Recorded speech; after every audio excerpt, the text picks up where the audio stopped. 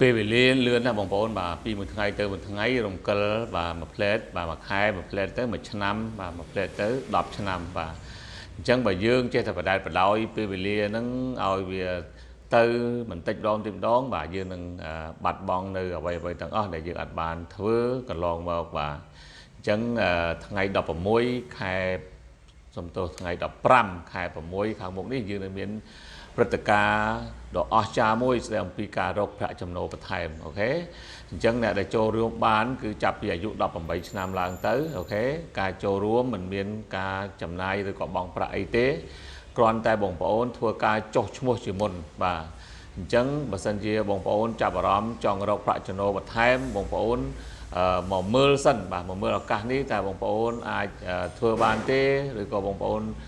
ធ្វើបានធ្វើមិនបានអាស្រ័យទៅលើបងប្អូនរៀងៗខ្លួនអញ្ចឹងខ្ញុំចង់ឲ្យបងប្អូនមកមើលឱកាសដ៏អស្ចារ្យនេះកុំឲ្យរំលងផុតទៅ